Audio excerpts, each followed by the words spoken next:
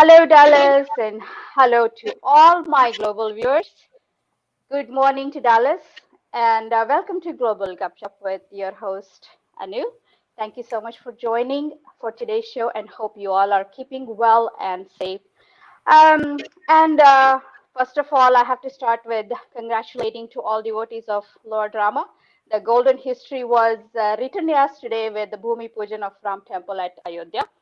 So I have a very special guest with me today to talk about, or I would rather say, share the very unique experiences and the facts and all about India and more, Hindutva, culture, beliefs, and you name it and more. So I have Dr. Krishna Puttaparthi is also joining with me today from Dallas, Texas. And he, as you all know, that he's a very well-known person, and he's retired research faculty member of UT Southwestern Medical School, and also he's the founder and CEO of Ayushia News Media in here in the USA. So I would like to welcome him. Thank you, Dr. Krishna. Please do join me. Thank you very much, Anu.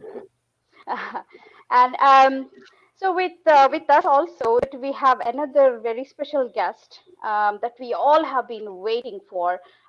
She's a very well known by Indian community for her beautiful work, and she's an author, social activist, columnist, and also a founder of, as we all know, the organization called Voice for India.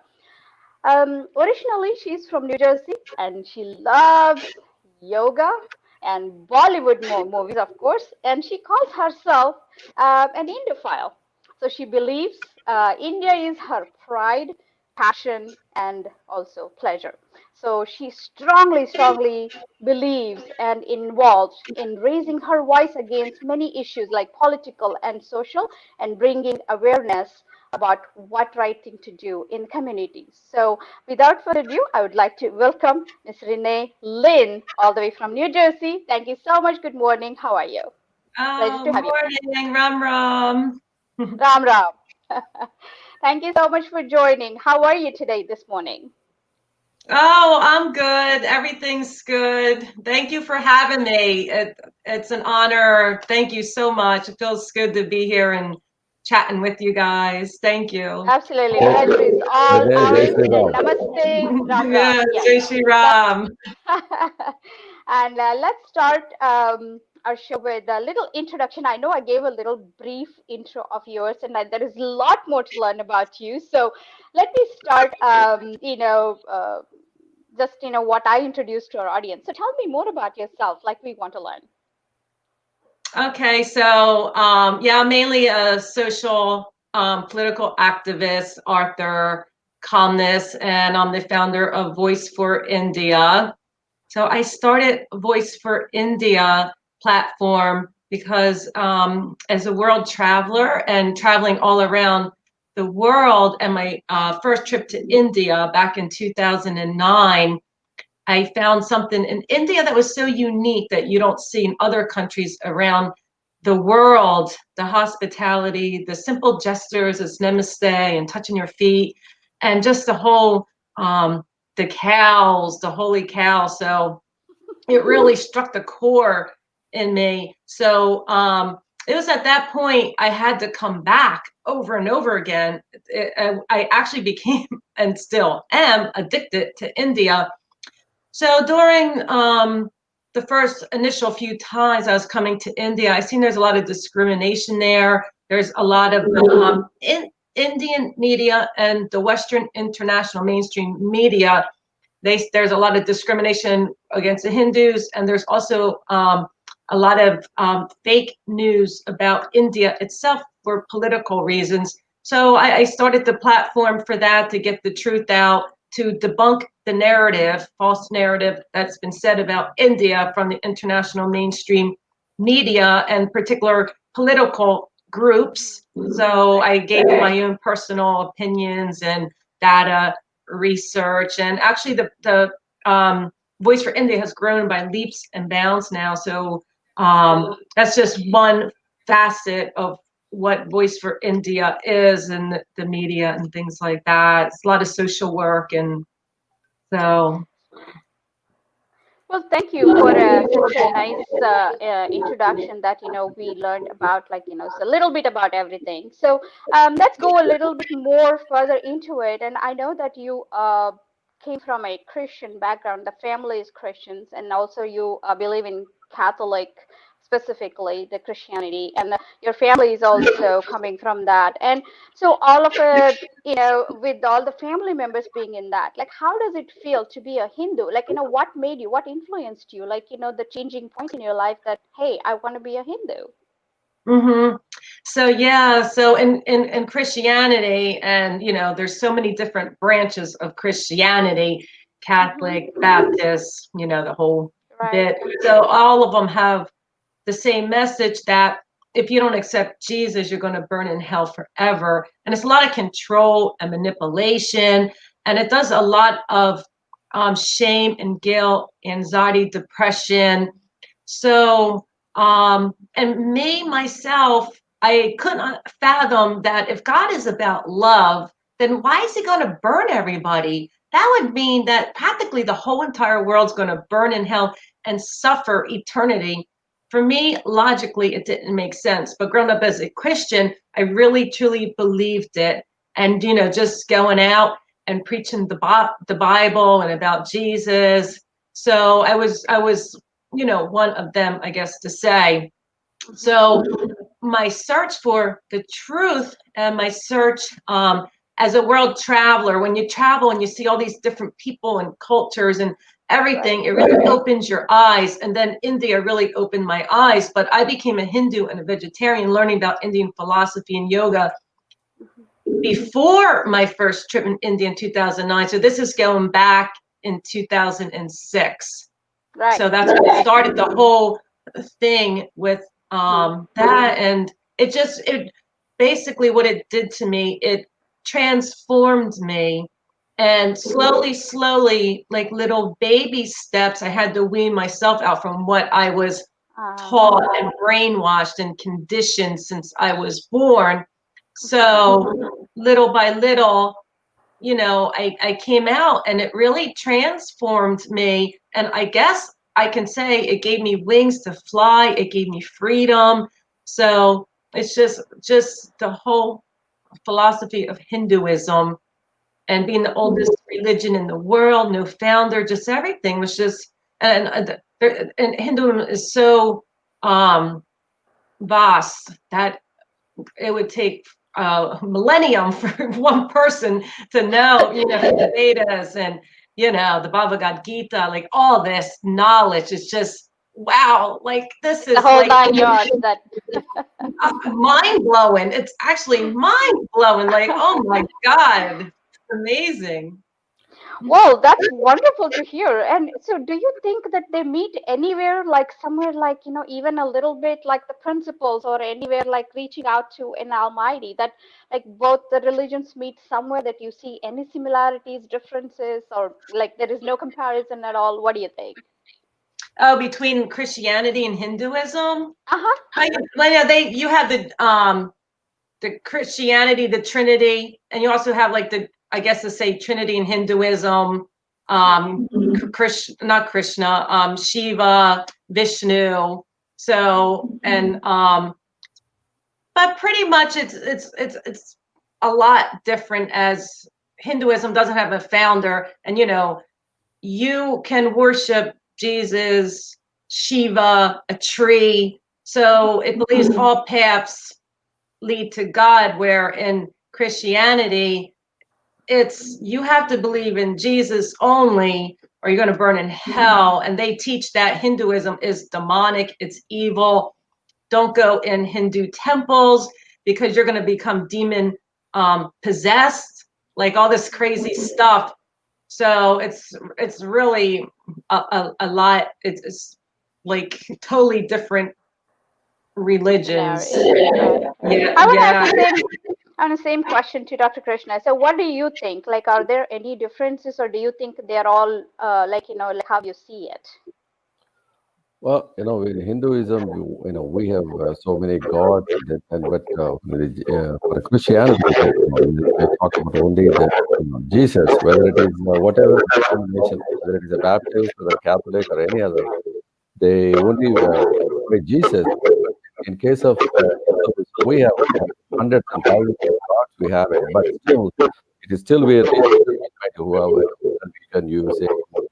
With Krishna or Rama, Shiva, but still, there are still all Hindu, and it doesn't matter which God we all pray.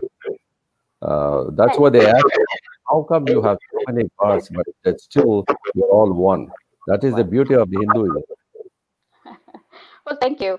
So, Renee, let's explore a little bit more. I know that we had a conversation, and what really I'm curious about is, I know you have a degree in criminal justice, and you love Sherlock Holmes. That's what you said.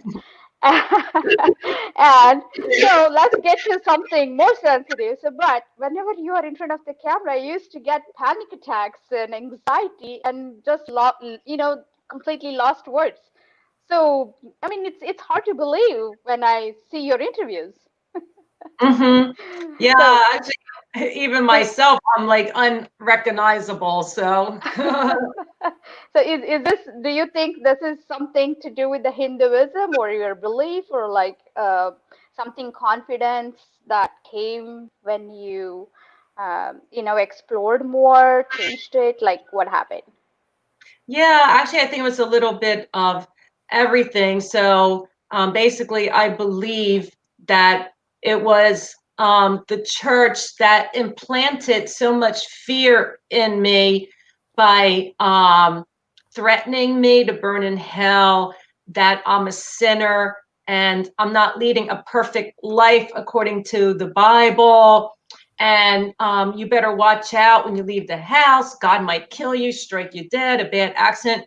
Like they put all these horrific things in your mind. So that created a lot of like fear and anxiety.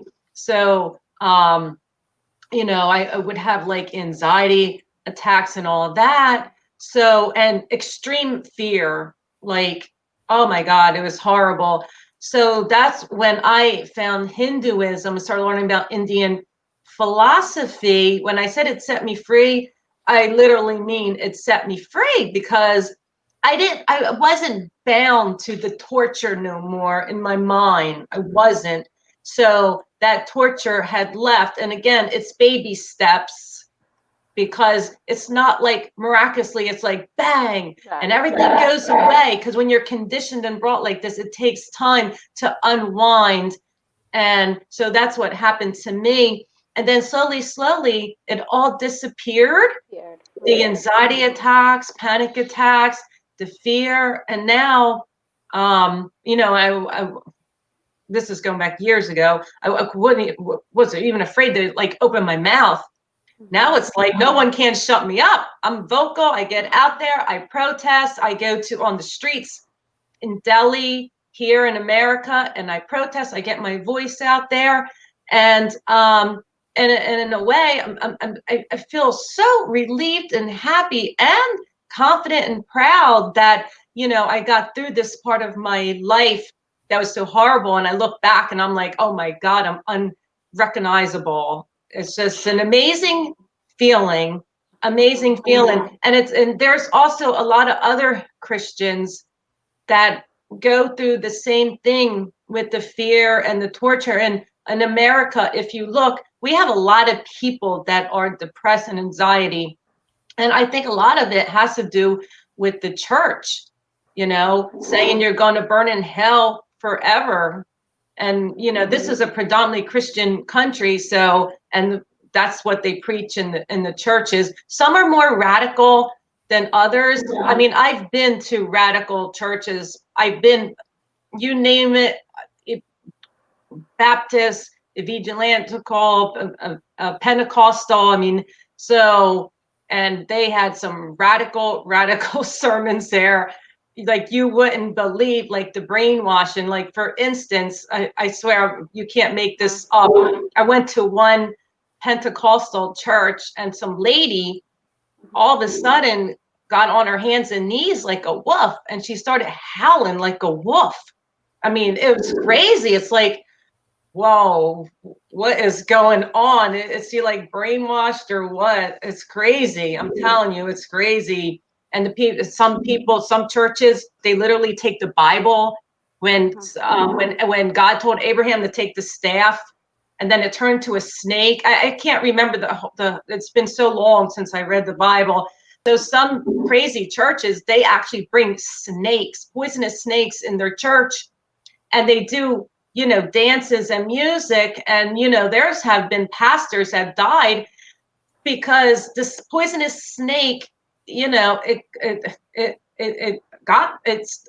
got them, and they Hurt think them. that, yeah, bit them, and they thought that, this is in the Bible, nothing's going to happen to me, and then they're dead. Like, this is the insanity of how far the brainwashing can go by interpretation.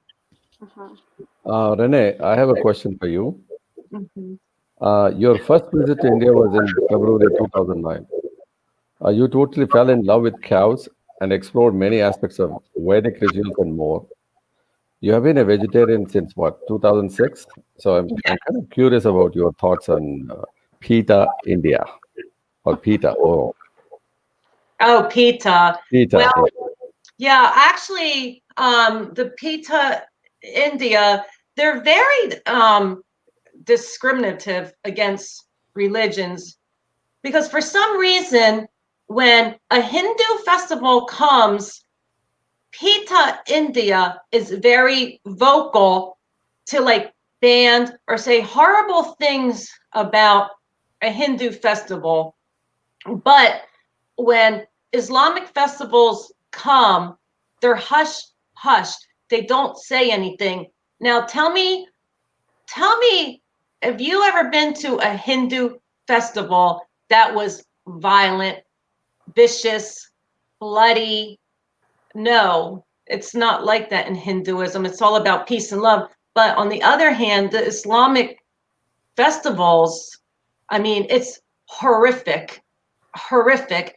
The way they slaughter the animals, and they're taught to make sure that they die a very painful, slow death. So the animals are in extreme pain. There's blood everywhere. And Pita India won't say anything about Islamic festivals, but they attack Hindus over and over again. This is discrimination again, what's happening in India against the Hindus. It's so wrong what's happening. So I filed a complaint because the main Pita is here in Virginia in US. So I filed a complaint against the USA PETA, and I told them that why are you discriminating against Hindus all the time, PETA India?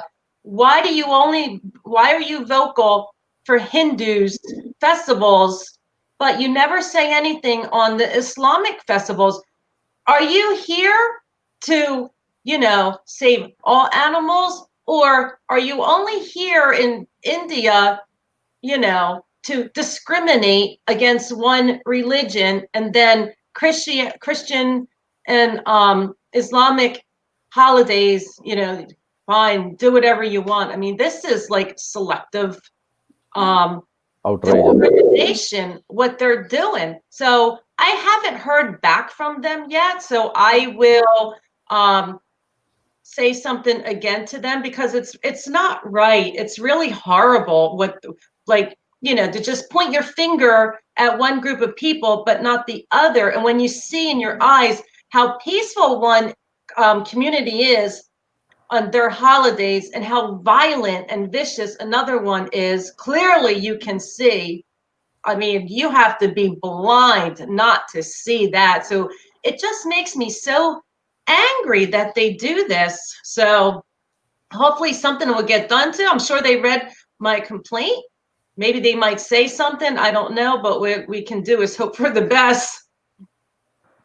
So thank you. Actually, I do appreciate your honest, opinion about that, and hopefully, that we will hear back, or in our next meet maybe we can talk about it, like what exactly is going on. So I have so many different questions about your India visit, and I know you have traveled all over India, like so many different places in north, south, east, west. And so tell me, what do you think currently, or even in the past, that you have faced, like in that the social or a political issue that needs to be at the like a top priority at this point? So what do you think that's you know really that needs to be given a focus on? You mean addressed in India? Yes, Any in India especially. issues? Uh-huh. Yeah, the Um, next question I will come later, but right now oh let's God, talk there's about the so India. many issues, like Right. with the government controlling Hindu Uh-huh. temples, but not mosque or churches. Mm-hmm. I think that's so unfair. So Mm-hmm. I mentioned earlier, I don't know, it was a week or two on Twitter that, oh no, I know, it was an interview I had with a journalist from Bangalore, that maybe everybody should stop donating money to the temple. I don't know. Is that one way? And then another issue is that really just strikes me as odd is that India is 80% Hindu and cow is Mm-hmm. holy, but yet India has the highest export of beef. It just blows my mind. So I just like, oh Mm-hmm. my God, like what is going on here? So I think that I would like to see, Mm-hmm. this illegal cow slaughter. That's another major issue that's going on in India. And also, another issue that I talk about is the conversion that's going on in India. You have these missionaries from the USA and Canada, they're breaking laws, they're getting visas, they're not clearly stating what their visas for, and which is illegal to do that in India unless you have a particular visa, and these people are doing bribery and forced conversions. So that's another issue also that it really needs to be addressed. I mean, Renee, what you're saying is that is this conversions are going on not directly because they are coming in trying to help. They say that they're helping the poor people, and in that process, they will slowly they're kind of been corrupting their mind. Whoever is getting their help from, whether it is from missionaries or not, but that's how they say that Jesus is sending this and that, all this stuff, and slowly they are kind of trying to convert, especially the people from the villages.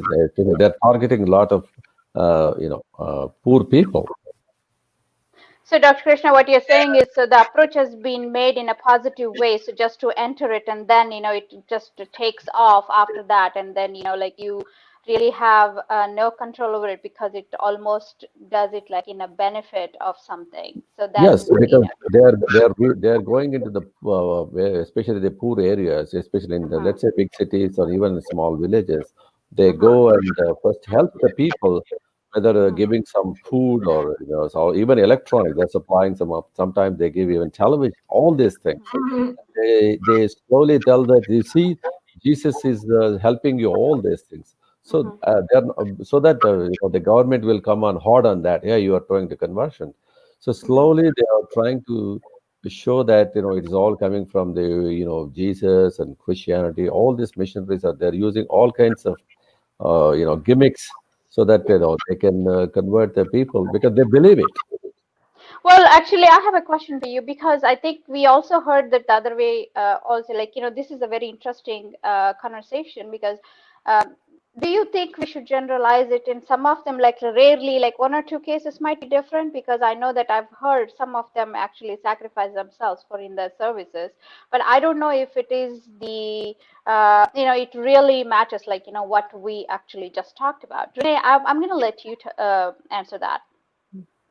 What do you think? Um, so my point is, if you're going in there, okay, they want to help, let's just say poor. Some people need clothes, education, food, whatever. Okay, Mhm, so if you really cared about taking care of them, okay, feed them, clothe them, give them whatever They want to educate the kids, so they can go to school and have a better life for the future. But my problem is to say, well, you're not going to get this unless you accept Jesus Christ as your personal savior. Now, that's a sense of forced conversion and bribery. Because if you really want to take care of somebody, you know, you would take care of them and the family, money, whatever they needed. You wouldn't have to say, well, if you don't do this, accept Jesus, then you can just starve. Like, to me, that is just horrible. Now, if a person on their own, you know, doing some studies or whatever, and just felt like, I want to accept Jesus without any bribery, then that's fine. If a person wants to, let's just say they're a Hindu and they want to, they accepted Jesus Christ as their personal savior and they just want to worship Jesus, but they did it on their own. Nobody forced them, nobody bribed them. Then there's nothing wrong with that. That's a person's right and decision. But to come along and do this to these poor people, I mean, it's just wrong. And I've even heard stories that they fed them beef, right? I mean, Hindus, that's one thing they don't eat is, we don't eat cows, and they're feeding them, forcing them to eat beef, and just like all these horrible things that they do to them. It's just horrific.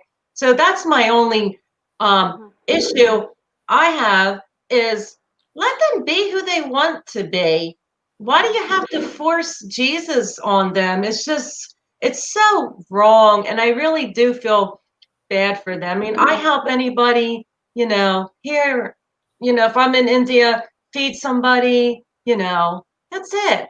You don't have to bring any religion into it. Renee, I have a follow-up question on this one, especially when you talk about this. Since you have visited India so many times and you have done a lot of research work on this one, especially the question is that have you visited any convents? We call convent a lot of Yes. schools, especially from the kindergarten level to Hmm. the even up to the even college level. We have lots of Yes. 12th grade. Yes. Hmm. private schools. And Hmm. we here we see so many videos now on social media that the kids are going with bindi to the school, and then the teachers they said you're not supposed to wear the bindi because there are majority of they're all Hindu students, right, from kindergarten, and there are some cases that they said that you're not supposed to wear this, especially at the time of festivals, because the Hmm. parents they put some bindi or telaka, whatever you call it, but the students sometimes they ask you to go back. No, they're not allowing. Is that what do you think of all these things in the schools? Actually, I've never like personally went into any of the schools or anything like that, but I've heard from my friends and their children that go to Christian schools that are Hindu. They're not allowed to, you can't mention any Hindu god. You can't wear the bindi, like you said. They get taught Christianity, and they have to totally exclude Hinduism out of their life as long as they're into that school. And that's just horrible, because for that, every day that they're in school for all them hours, it's basically teaching them to, like, shove your heritage, be quiet, you don't do that here. And it's just wrong to do that. So yeah, they do that. I've heard it from my friends that have kids that go to Christian schools. So it's really terrible. I was shocked. I couldn't believe it, that they actually do that. Well, I myself went to convent, and let me share that one is yes, and we were very disciplined, extremely, like told to follow the rules, and like punished on the knuckles. And I'm sure that many of you who have attended a convents are very familiar with learning with the nuns, which are really like great teachers. I'm not complaining about it, but some of the things that we have to address is yes, we did have to follow some of those rules when it comes to the religion or the following, Christianity. So Mhm. moving on, I also want to ask you, that you also said you have traveled all over, different places. So what is your like a life-changing experience that you would like to share? Something that's, anything that's like, wow, this is it, and that's the reason I'm here. So, if is there one for you? You mean for my travelings around the world, the countries I've been with? Yes, I mean, like, were you afraid, or like, how can I do this? Like, this really changed my life. Like, and I'm glad I did that, kind of thing. Oh, okay. Yeah, so actually traveling, when I first started like getting out there and traveling internationally and everything, and I've always traveled alone. So I'm a solo travel, and I would go to all these different countries, and my family and friends would be like, "Oh my God, you're so brave. You're so brave." So, and I would just like, and obviously when you're, even if you're a man, I guess it doesn't matter when you're traveling alone and you go to a country you've never been to before, you don't know what to expect. It's exciting, but also can have some anxiety to it. But it's also a really nice experience, for yourself that, you're out there and you're exploring solely and doing it alone. It really changes you a lot. So I really enjoyed traveling different countries and just seeing everything, all the different cultures, and that's what opened my mind up too, from Christianity, with all the fear and anxiety, and to say that all these people, they're all going to go to hell. Like, wow, this is really weird. They're all going to burn in hell. This doesn't make sense. So yeah, that's what really catapulted everything for me. You're so open about expressing, like, how you feel about the religion, and then what you strongly believe in Hinduism, which is great. And so you also say, like, you call yourself an Indophile, and let me ask you, so, like, you also said traveling in Hinduism path opened my mind to get into that new shell. So what are we talking about? Like, what do you mean by that? You mean traveling around? You mean No, I traveling mean, to Hinduism? I'm sorry, I couldn't understand the question. okay, so you said that, okay, so the believing in or just following the path of Hinduism just gave you something new, that I got out of the shell and enter into something different, new one. So what is it that, like, you experienced that that we want to know? So, like, why were you No, it so was just mainly the philosophies and the teachings of Hinduism that set me free. And again, there is no founder, where in Christianity, it's only Jesus. So it was that point where, oh my God, I'm not going to burn in hell forever. Like, it was so practical and logical, and all the teachings. So it just made sense. Mhm, It's just logical, mhm. So, and I love that all paths lead to God. Right, So right. that really, um, Mhm, really sets you free mhm, once you get out of this mentality that it's mhm. only Jesus. And that's the same thing with the teaching Islam, Right, right. Muhammad, and they have their different tactics, for controlling people. It's different than the Christianity's tactics of controlling people. Mhm. So, and Hinduism was always about peace and love, Right. and worshiping a tree, Mhm. as you're offering to God, is just wonderful. So Renee, uh, I've seen a lot of tweets, actually, yours and Twitter. There's one particular one I'm interested in to ask you a question. You said it's brothers and sisters, let's Yeah, I was boycott good. Bollywood till we Well, get justice. What exactly you mean? I'm sorry, I didn't hear Let that. Could you let say that? I said you said brothers and sisters. Let us boycott the Bollywood until till we we get get the justice. Yes, I saw until we that get the too. justice. What Yes. exactly you Okay, mean? was that the one from this week about Sushant Singh? Yes, Sushant Singh. Yes, you were talking about Okay, yeah, that. actually, Uh-huh. even before Hmm. Sushant, I've always tell my followers, let's boycott Bollywood because again, here we go again with the discrimination. When something happens to a Hindu girl or a Hindu priest, okay, Uh-huh. Bollywood is silent. They shut their doors and they go to sleep. Okay, but when something happens to Asifa, we all know the story about Asifa or somebody in a Muslim community, they all come out with place cards and lighting candles, and I'm ashamed to be Hindustani.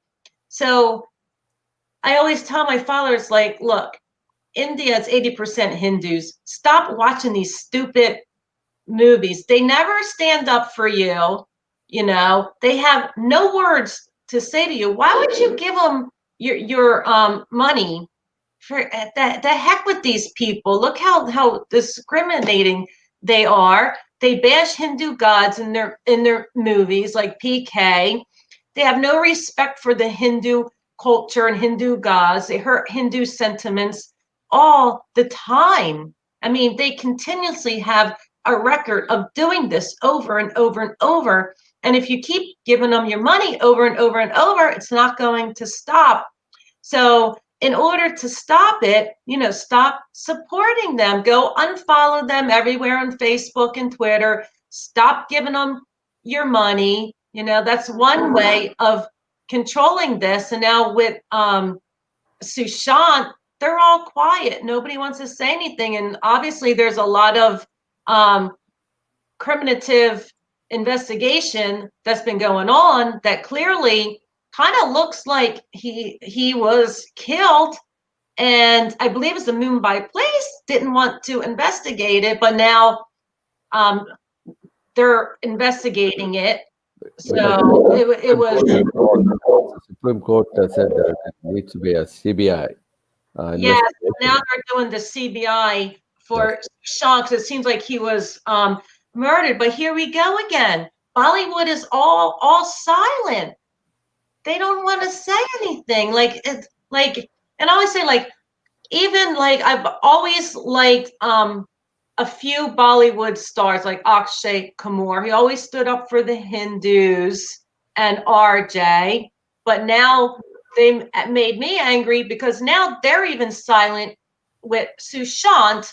But besides Sushant, you know, they are they always stand up for the Hindus, not with the if there's an incident with a Hindu priest or anything like that. But recently with the Ram Mandir, Akshay Kumar, he was the only Bollywood star that came out and said something about that. So I will watch a few Bollywood movies with Akshay Kumar. Like I wanted to see the Bollywood movie Yuri. I haven't seen that yet. So if it's something educational or true, to the facts, it's not discriminating against Hindus, then I will. But then again, Bollywood movies are far and few. Most of them are so stupid today. Oh my God. Like they are just so stupid. I don't know how these people can sit through one Bollywood movie for 2 hours. They're just so retarded. I can't waste my time. I'm busy. I can't sit there and waste time on such stupidity. It's just God. So I'm very vocal about Bollywood too. I try to tell my followers, you know, you're complaining all the time, but yet you'll go the next day and watch a movie and give them your money. So don't complain unless you're going to take action. So Hmm. that's what I have to say about that. So So, another thing that just to, follow up on that question is like Yes, let's. Yeah, I know it is very hard, probably for many people, if we even think about this one. So you do believe America is a melting pot. It's like we have so many different country members, and then this immigrants here, like they come from different like part of the world, and we all united here. And on top of that, and you also believe in CAA, that what we just, talked about in India also. And I have heard that you have to go through a discrimination and a harassment just because you decided to follow Hinduism and become a, vegetarian. So unbelievable. Yeah, so yeah, Hindu discrimination does go outside of India. It's not only exclusive in India, it's outside too. So this one government agency that I was working for, I mean, they knew that, I used to go to India twice a year, and they knew that I was a devout Hindu and a vegetarian, and they would laugh at me because when holidays come around or somebody's birthday. So here in the US, usually everybody get together for a luncheon where you want to go. So I would say, like, sometimes they want to go because we have like steakhouses here. So I would say, well, I don't care. I said, I don't want to go to no steakhouse. So I said, I want to go somewhere, that has a lot of vegetarian options. So they would laugh at me. And there was times where they would bring in like ceramic cows and like put it in the conference room table where we would have meetings, just to mock me and make fun of me. And one time, I believe it was, because it's going back several years, I believe it was Navrati, and I had put a Lord Shiva statue on my desk. And one of my colleagues was saying that I'm putting curses on her, Lord Shiva's putting curses. And being that they had a personal attack against me and mocking me for being a Hindu and a vegetarian, there was also a lot of it was a lot of jealousy too. They started this big outrage um, that Lord Shiva's putting curses on them. I brought him in. I'm doing these curses on these people. And this was something you never seen before. Never, ever, ever. It really was a unique case, and it might have even been one of the first cases in the whole United States here. I mean, when my lawyer did my lawsuit, the journalists are all down at the courthouse looking at the papers, and a couple newspapers had wrote on it because, to them it's juicy, like, wow, this is really weird, this white Hindu lady, suing the state of New Jersey for curses and Lord Shiva. So the whole thing was just like crazy. So basically, like, all the like big time directors, managers, human resources, they attacked me in a meeting, and I had to explain to them how.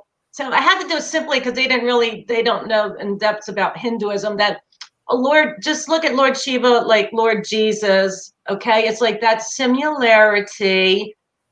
Shiva to Hinduism is what Jesus is to Christianity. And I was just talking a little bit about the love with Hinduism and all this other stuff.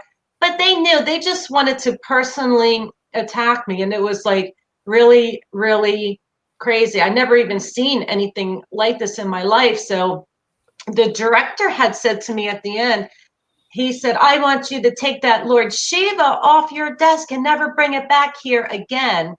So I said, okay. I said, so if I can't have Lord Shiva on my desk, I don't want to see Jesus. I don't want to see Mother Mary. I don't want to see Buddha. And then I left. So I did take my Shiva off my desk, and I did bring it home because they were, you know, my authority. So I listened to them, even though I disagreed, but it still didn't stop there. So it brought a lot of stress in my life. So I left the office for some time. And that's when I got a lawyer, and the lawyer took my case, and he filed a summons against a state agency, and that's when the newspapers got a hold of it, because again, it was something really different that you really don't see here. So then I end up winning the case. We end up settling out of court. So I was happy. I was in India at the time, and my lawyer called me, and he goes, "Oh, we're gonna settle, blah blah blah." And he told me everything. I'm like, "Oh, awesome!" I said, "I'm in India." I said, "It's such great news," and it was just wonderful that I heard the great news. Why I happened to be in India, so it was really great experience. And actually, right after that, it was really strange because the two people that really attacked me all the time and started all this, that both of them miraculously end up dying. One end up getting pancreatic cancer just like that, and before you know it, dead. 3 months later, the other lady that started all this riots and chaos and all that, they end up finding her dead like 3 days later. So, and then here I'm hearing, all right, oh my God. See, I heard this from, outside sources, that people were saying, oh my God, that is so strange. That's weird. Oh my God, is Renee putting curses on these people? I can't believe they're both dead. This is so weird. So I'm like, oh my, it even freaked me out. I'm like, oh my God. I said, this is so crazy. I said, the main culprits behind this, and they both were young. The one was like 69, the other one was like 62. They both end up dead within 3 months of each other. It was really freaky. They were even thinking that I'm doing some kind of curses on these people, because it was odd and it was really, really weird. So this is one strange case. It really is one strange case. I'm sure it is. I'm sure it is. I should write a Renee, book about it. I have a little bit change topic. Let's say you suggested that Indians brought much wealth and jobs to America. Yes. America needs Indians. You said that, and without the Indian community, US would not be so successful So, and progressive. So you support CAA, right? And then what exactly? I mean, you're talking about the CAA, that is the immigration problems in India right now, with all the the people coming from other neighboring countries and settling down in India. So, what is your take on the immigration in laws here in the United States? And do we get impacted? I mean, especially the Indian community. Do you mean now with the coronavirus? Well, With the I'm not sure I no, understand. no. See, we have the CAA. There are a lot of cities are going against CAA in India. Am I correct?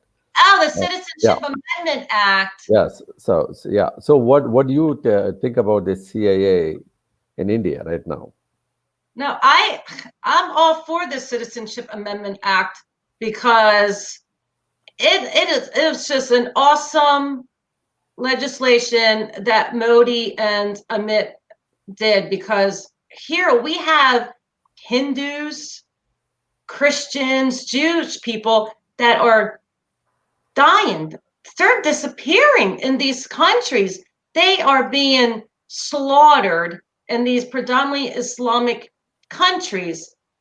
Now, what really blows my mind is the Muslims are revolting. Even the Democrats here and Joe Biden, they're all against the Citizenship Amendment Act that they said is discriminating against Muslims. Well, how is it discriminating against Muslims? We're talking about minorities in in Islamic countries, to bring them, back to India. And if you look at Pakistan, I can't think of the numbers right now, but in 1950s, I think it was 28%. I could be wrong though. I'm really not sure. I can't remember the numbers. Oh, 20, But 25%.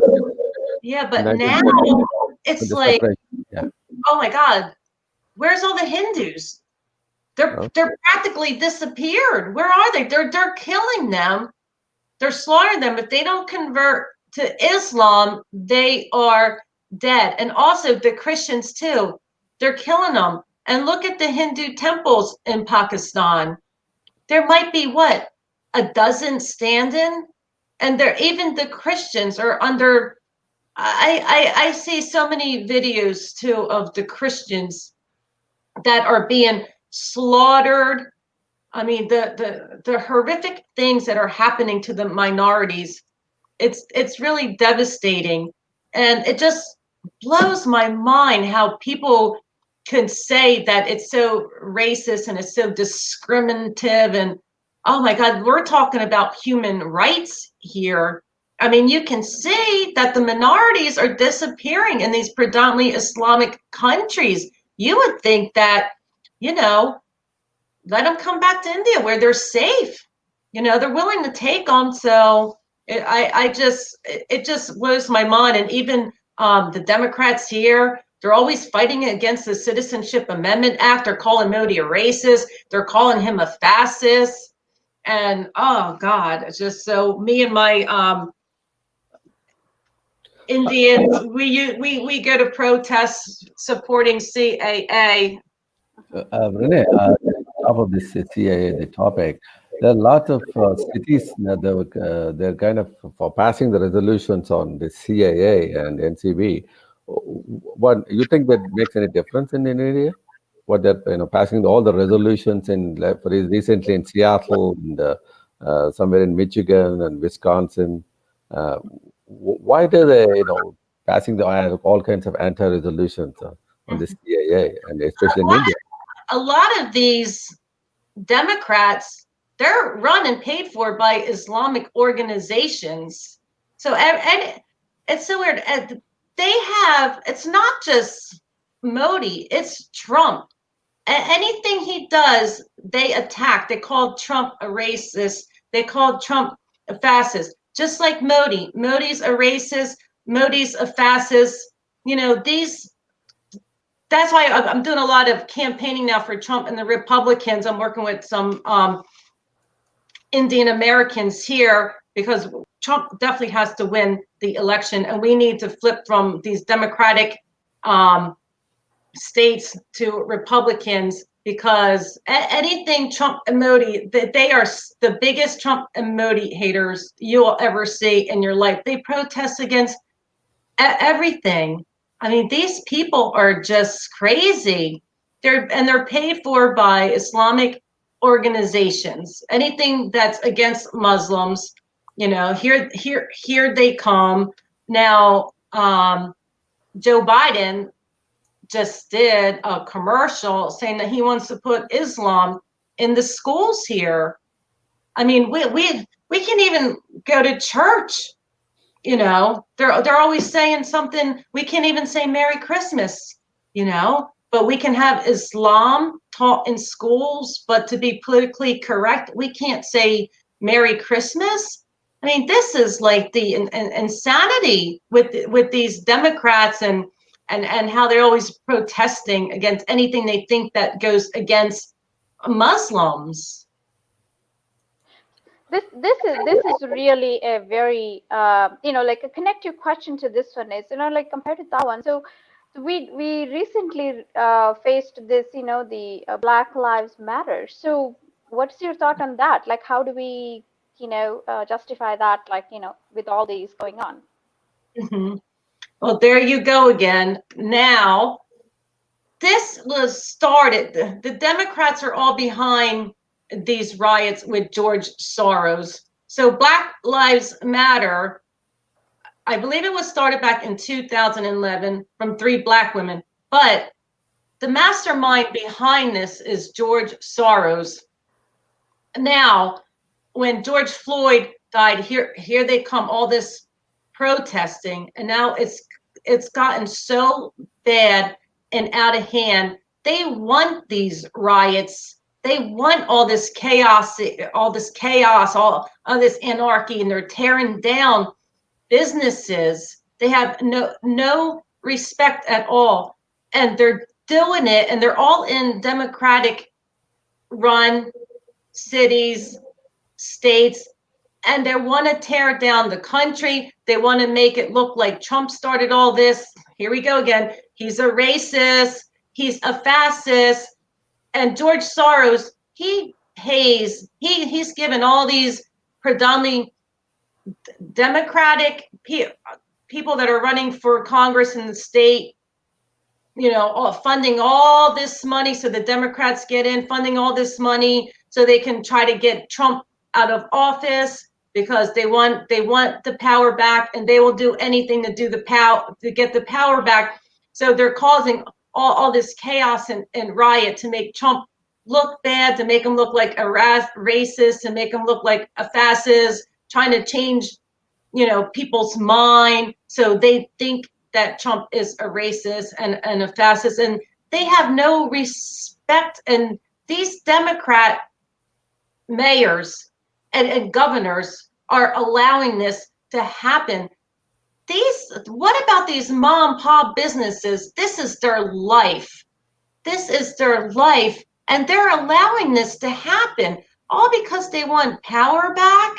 I mean, this is a really sad situation that we're going through. Then they want to lock down the churches. There's so many lawsuits here around the United States, lawsuits because they don't want people to go to church, but you can go outside and you can protest by the thousands. It's fine. You can go to Walmart. It's fine. Jam everybody in there, but you can't go to church with 25% capacity. So these people are just, they're so anti-American. They really, really are. It's just, I am so fed up with this. I really can't wait for November 3rd to get here so Trump wins and, shuts them all up again. So let's talk about like in a non-political view. I mean, because it's very important for all of us as citizens to think the other way around as well, that like how things are actually happening, because it's our responsibility to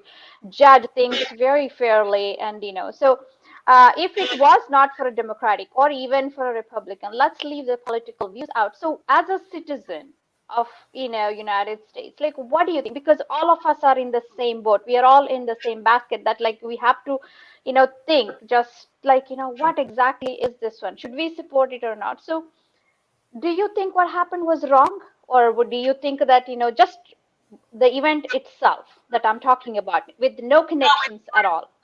you mean with Yes. George Floyd? Uh-huh. Yes.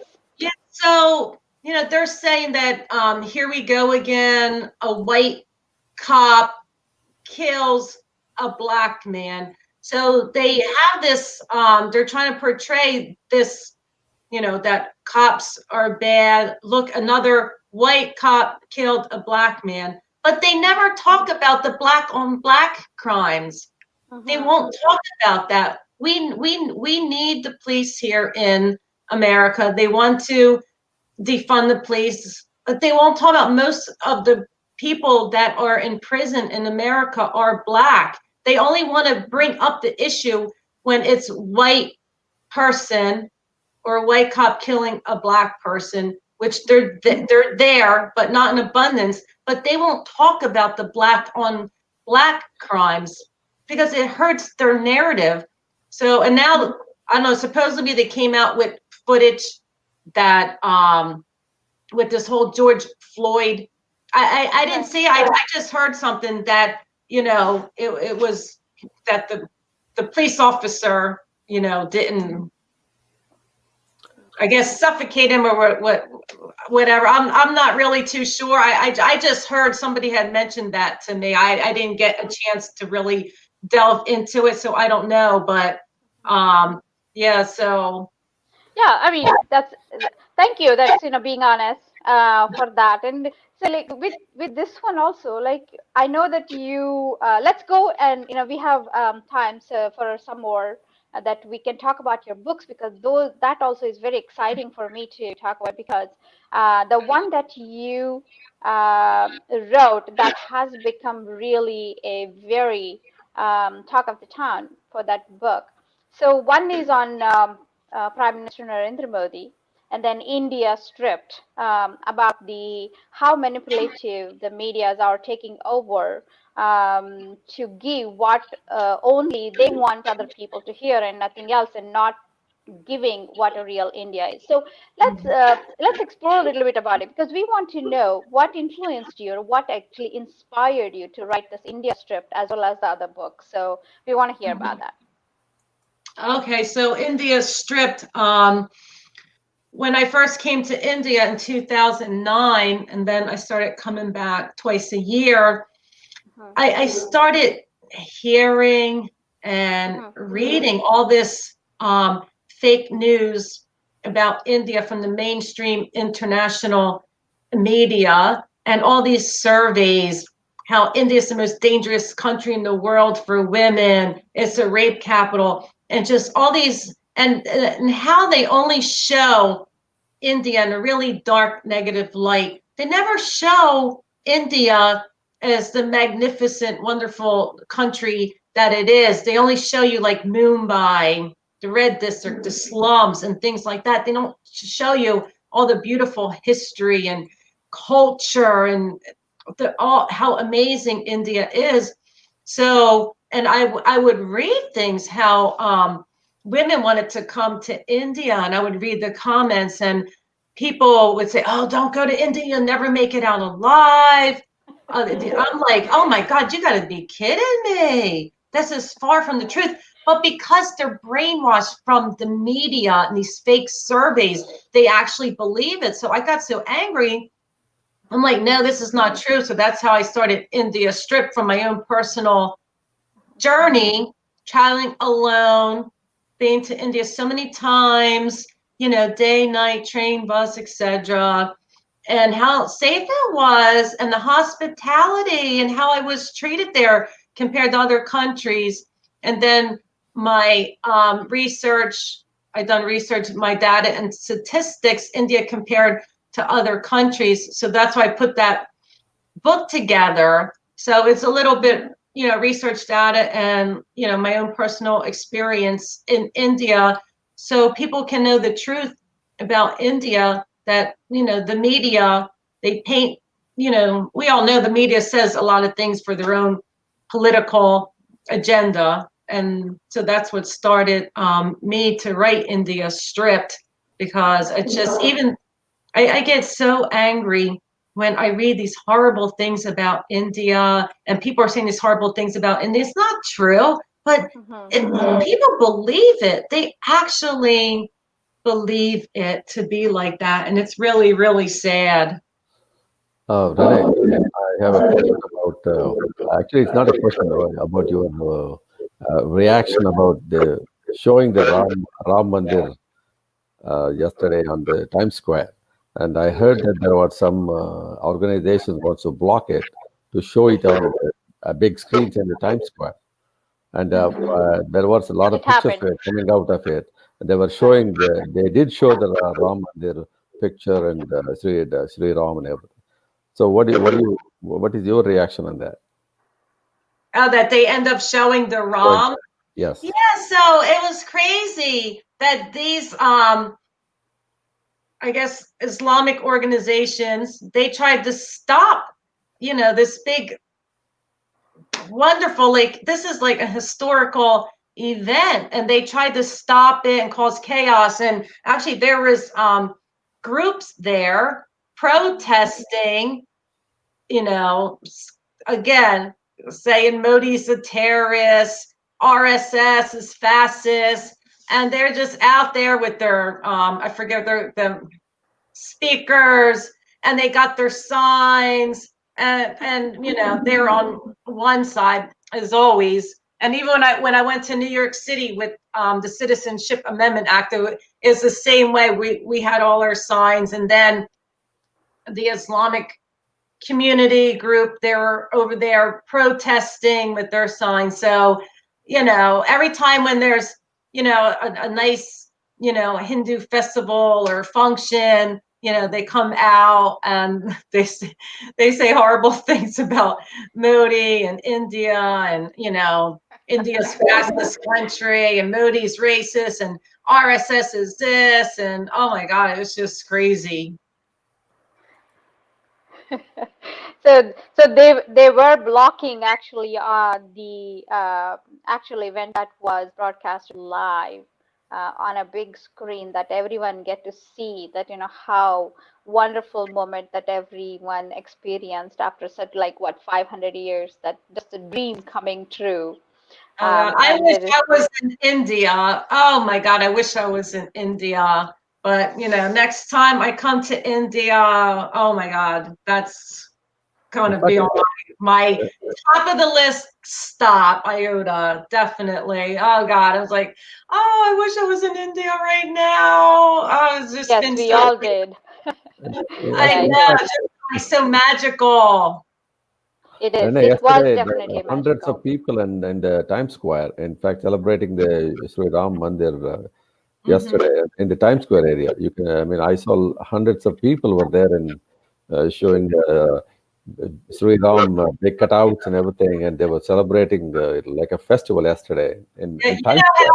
how the Hindus are. I mean, they really love their Lord Ram. They love their festivals, their holidays. There's always great celebrations. That's why I really love the Hindu um, festivals and the heritage. It's so wonderful. I love Diwali and Holi, like the Hinduism. It's just incredible. Their festivals are incredible, so lively and colorful, and everybody has such a good time. I mean, really, it's really the best. You don't see that. I'm not being prejudiced or biased, but you don't see that in other cultures or other religions, but you do in Hinduism. I just love it so much.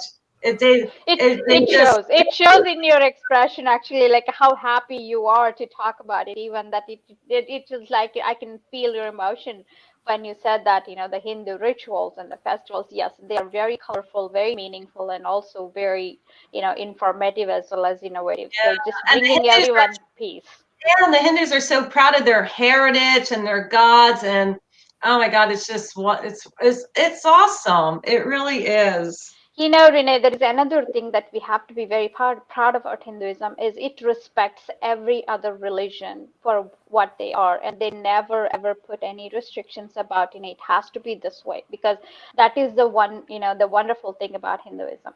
Because this will give you what their teachings are, but they never block you from anything that what you believe in. So that's the beauty of it.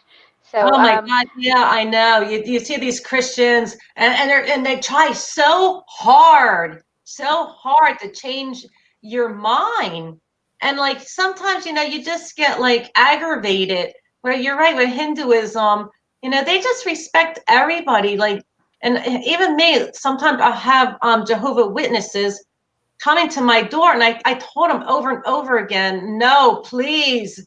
And finally they haven't come around in a while, but I just leave me alone, please. How many times I gotta tell you, leave me alone? Like, they don't get it, that they just bother you over and over and over again. And there was points I got rude because, please get off my property. How many times I have to tell you people, leave me alone? It's so annoying. Renee, just a small compliment.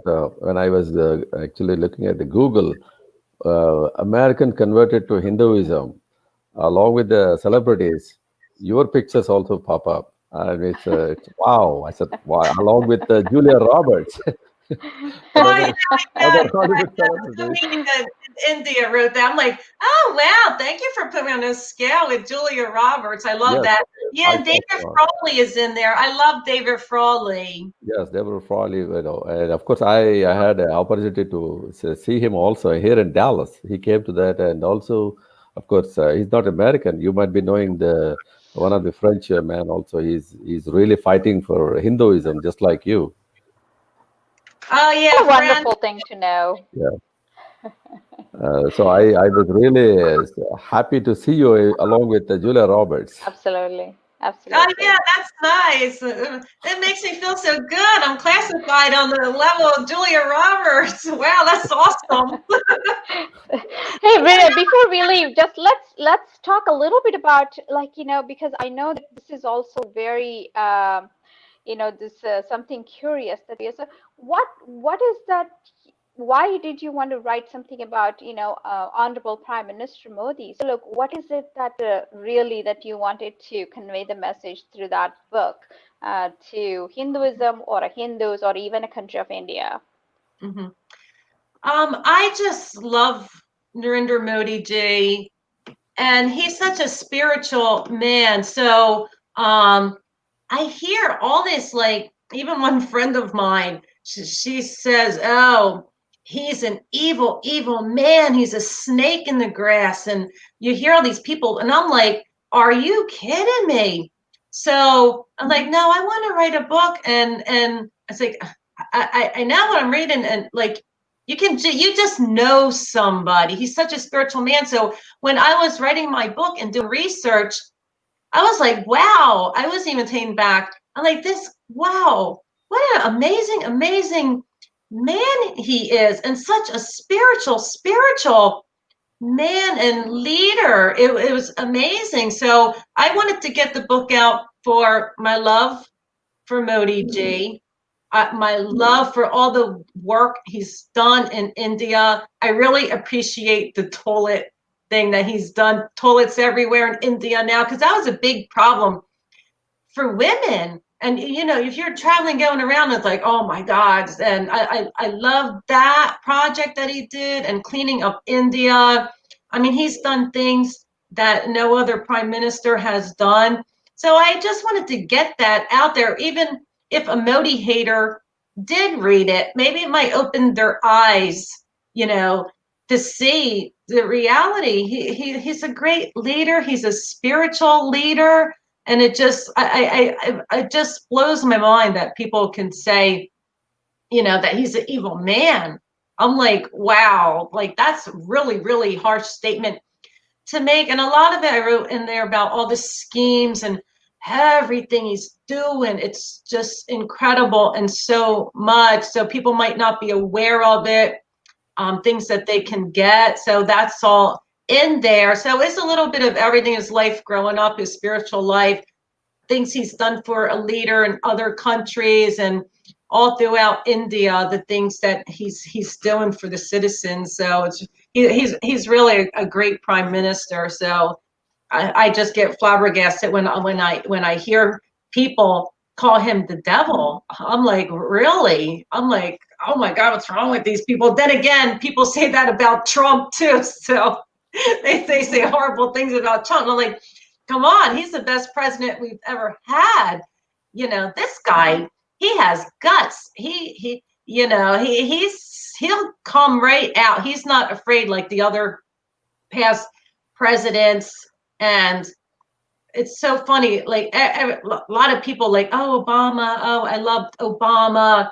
Oh, as far as I'm concerned, Obama was the most corrupt president we've had in history. And when Trump came along, he was giving Pakistan $3 billion. They're the terror hub of the world.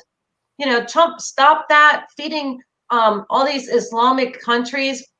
Trump is doing everything right. He's sticking up, like how Modi came along and started defending the Hindus for once in India after decades. Well, it's the same thing here in America with the Christians. Trump is defending the Christians for once, and late term abortions and things like that. So, and even people say horrible things about Trump. Granted, you might not like his personality or the way he says things, fine. But everything that he's doing, I mean, before the coronavirus, we had the lowest unemployment in 50 years. He always said, we're bringing back manufacturing. We're bringing back manufacturing. The Democrats will laugh. Oh, that'll never happen. Well, he's doing it. Now they're saying with the China coronavirus, oh yeah, we have to bring it back we have to bring manufacturing back to America. Well, hello, Trump's been saying that since he first got elected, and you're laughing at him. So everything he's a great, I think, because he's such a great businessman. He's a successful businessman. I think he's really a genius when it comes to business and negotiating. So if you don't like if to hate somebody because you don't like his personality, stupid, fine. You don't like his attitude or whatever, but you can't deny the work that he's done with manufacturing and unemployment and all these jobs and the black people and the Spanish people, they have more unemployment now than ever in history. I mean, he's done more in less than 4 years than Obama has done in 8 years. And you know, getting rid of China, trying to take over the world. I appreciate what he did with the World Health Organization because they were corrupt. I agree with that. So I really do love everything that he's doing. And not because I'm not just saying that 'cause I'm a big supporter of him, but if you look at it, he's really has done just tremendous work. I love how he put the capital in Jerusalem. He's helping the Jewish people, Israel. They're always getting attacked. So I just think it's wonderful. Thank you, Renee, because I think each leadership comes with the different challenges, and then I think, so each president with their according to their country, I think they are definitely doing a wonderful job. So yeah, Dr. Krishna, you had something to say? Yeah, Rene, Yeah. I have a question. Did you have a chance to meet Mr. Modi when he came to New York? Or are you planning to meet him sometime in India? Oh, I want to meet. It would be my dream to meet Modi J. Oh my God, it would be my dream. When I wrote my book and I posted it on Twitter, I had told everybody, "Oh, please retweet. Let it get back to Modi G. Let it get back." I wrote his book. I want to give him a signed autograph of my book. So it's my dream. One day I can hopefully meet Modi J. I'll be in just like heaven if I could see Modi J. It would just be amazing. And then I'll give him a copy of my book. Well, I wish your dream will be fulfilled. Yes, absolutely. Yeah, We'll wish you all the best with that one, and yeah. we would love to see you getting his autograph on your book. So, well, Oh, just I think we are like grateful that we had a great conversation, and thank you so much for joining. And we really had a wonderful, the information we got from you, and I hope all of our audience enjoyed. And so just give a what is your message to our audience as of today, being a Hindu, and just give us your 2 cents. just be proud of India. If most of my fans listen are Indian origin, just be proud of being a Hindu. Be proud of your Hindu heritage. It is the best in the world. And do not copy the West and do not forget about your Hindu heritage. It's just amazing. It Well, changed thank my you. life. Definitely, we enjoyed your conversation and your experience in your journey that you shared. And Dr. Krishna, thank you so much for joining. Also, it was a Well, pleasure, and hope to see you soon with like a more of this with your experience after you visit Ayodhya and met Mr. Modi, and Yeah. looking forward to it. maybe And the next trip to India will be, you will be able, probably, I wish you will be able to meet Mr. Modi. Well, Oh, me too. Oh my God, me too. That would be so awesome. I would probably pass out. I'll be like, oh my God, it's not true. It's not true. I would pass out on the ground. well, I want to meet him that bad. well, well, thank I you so would, much for joining, both of you, and definitely, in the future, let's meet and have more of it. And thank all our audience of iAsia News for joining the Global Gupshup today with me. And this is and your host, Renu, and bringing a lot more of these towards you in the future. So don't forget to tune in, and this will be available as a recording. In case if you have missed a live show, just please do give us your feedback, and more questions are welcome. Thank you so much. before we leave, Rene, you want to give any info about your book and where it is available, all Yes, this website info? and Oh, okay. So India Stripped and my Narendra Modi ji book is in India. It's notionpress.com. And it's also available on Flipkart and Amazon worldwide, and Amazon India, and Flipkart. So, or you can buy it directly from the publisher, Notion Press, which is in South India, Chennai. Mhm. Wonderful, Well, wonderful. again, And thank you very much for coming on our show. On behalf of Thank you all for our, having me. Thank you so much. It was great thank you. chatting with Appreciate it. you. Thank you so much. I really appreciate the opportunity. well, Thank you. have a Thank great you. day. Have a wonderful day. Bye Bye Thank bye. bye. you. Bye Bye bye. bye.